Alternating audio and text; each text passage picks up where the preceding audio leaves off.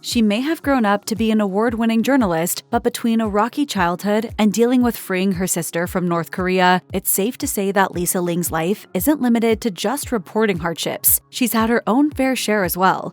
Throughout her career, Lisa Ling has frequently highlighted issues that impact everyday American families, but some of her best journalistic moments have been ones that hit closest to home for her. When one of Ling's stories covered the impacts of divorce, it was something she could approach with first-hand experience. She wrote on Facebook while promoting the piece, "As the child of a messy divorce, I can say with certainty that it can be ugly." Ling's parents divorced when she was 7, but according to the journalist, the writing had been on the wall for some time. She told Slate, "My parents had a tumultuous relationship throughout my life. My dad had actually been dating a Caucasian woman, which was kind of frowned upon by his parents, and so they kind of pushed him to marry my mom." Unfortunately, her parents' divorce was as messy as their marriage, so much so that it even gave Ling reservations about being married herself. As she went on to explain, "I was so traumatized by it as a kid. I just never really wanted to deal with it."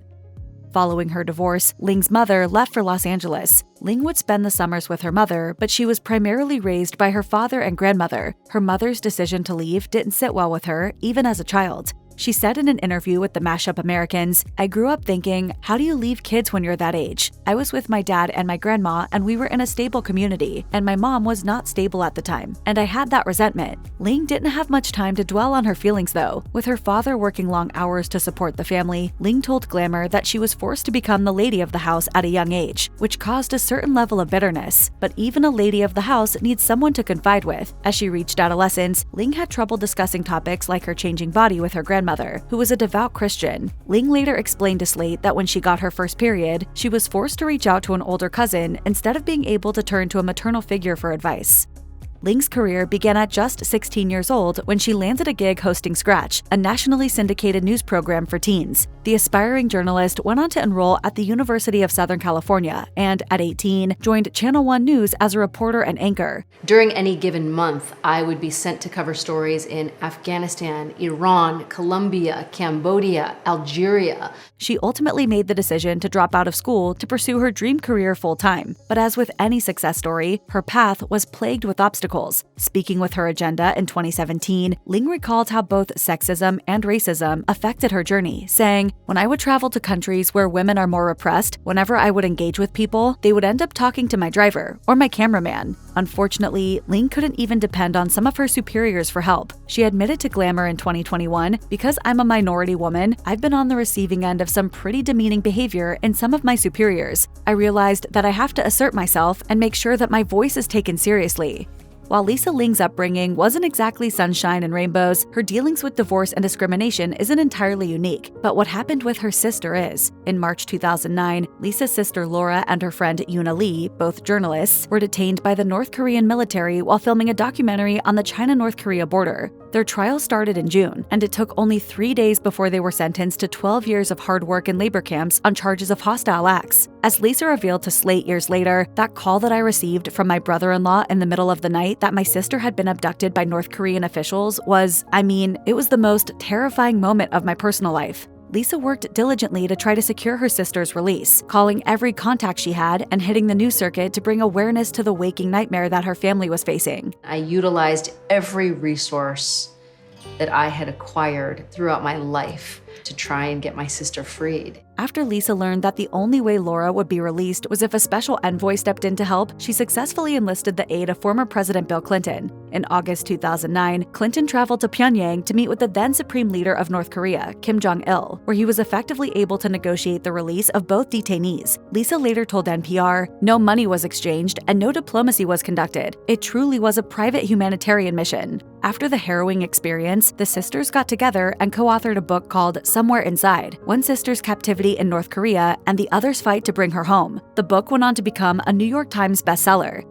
Despite her reluctance to get married as a child of divorce, Ling eventually settled down, marrying Dr. Paul Song in 2007. The couple were not quite ready for kids, and for a long time, Ling did not know if she even wanted them. She later said in an interview with WebMD, "I never had a desire to be a mother. It just wasn't something important to me. I've always been career-driven. I felt like my work was my purpose." But the couple eventually decided to give parenthood a try. It was something that didn't come easily. Ling did give birth to a daughter named Jet in 2013 and a second baby girl named Ray 3 years later, but the couple had a difficult time conceiving. Before Jet's birth, Ling experienced 2 devastating miscarriages that she told Today's Parent left her feeling alone and defeated. Despite miscarriages being relatively common, Ling found that there was still a stigma in discussing them publicly and decided to speak out about her experience. She discussed the first of these pregnancy losses in a 2010 guest appearance on The View, where she admitted to feeling, quote, more like a failure than I'd felt in a very long time. She went on to say that she was fearful of future miscarriages. Ling also announced a web community she named Secret Society of Women to encourage discussion about the topic and decrease the stigma of miscarriage. It's a forum for women to just share and find community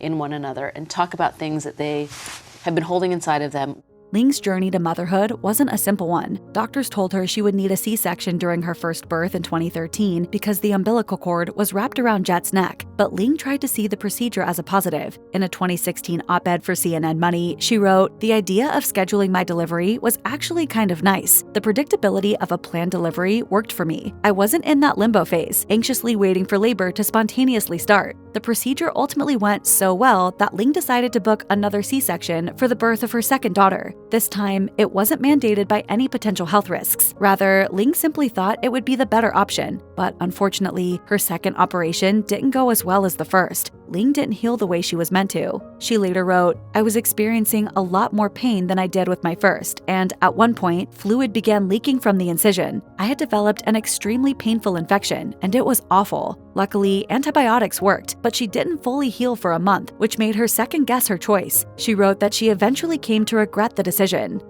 More and more adults are being diagnosed with ADHD these days, and Ling can count herself among that group. While filming an episode of Our America that focused on how prevalent ADHD had become, the journalist opted to get herself tested at age 40 and received her own personal diagnosis on camera. My head is kind of spinning, but I feel a little bit of relief because for so long, I've been fighting it and been so frustrated. Is it the most tragic thing that Ling has to deal with a disorder many other people struggle with every day? Of course not, but it must have been frustrating at times throughout her life, and it's unfortunate that she had to wait so long to find out about it. Ling has since discussed her mixed feelings about ADHD on numerous occasions. She told Today's Parent, "In a strange way, I do feel like it has helped me. I would never have said that as a kid though. I had trouble concentrating in school, and it really affected my grades and self-confidence. I had to work and try very hard to get ahead."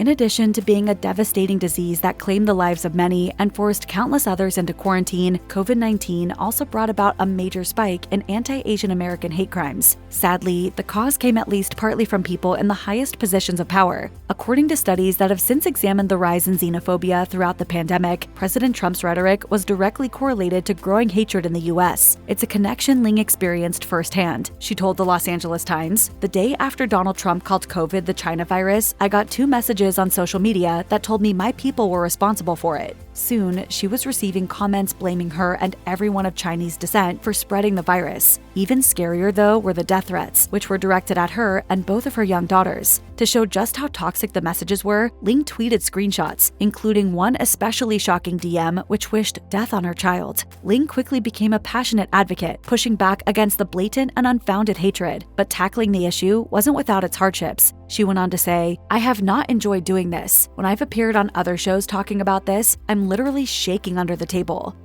It's a profound and deeply personal struggle for many to watch their parents' health decline. Ling put those feelings into words in a 2019 Facebook post, writing about how 2016 had been especially difficult for her father, Doug. He was hospitalized numerous times and even put in palliative care. Although she may never be certain, Ling believes that being given the powerful drug Klonopin during his hospital stays was the reason why her father began experiencing hallucinations, lack of sleep, and uncontrollable body movements. She wrote, "All of this persisted for several more months. It was hell. We literally planned multiple funerals for him." Ultimately, Doug was taken off the medication and made an impressive recovery by the following year. Unfortunately, the family was forced to move him into a memory care facility around 2020. Ling documented his struggles in an interview with AARP, saying he not only had sundowners, but he had restless body syndrome, which literally prevented him from being able to rest laying down in a bed for more than 10 minutes. It was truly torturous. In November 2023, Doug fell several times and eventually ended up in the ER. Sadly, he would succumb to his injuries.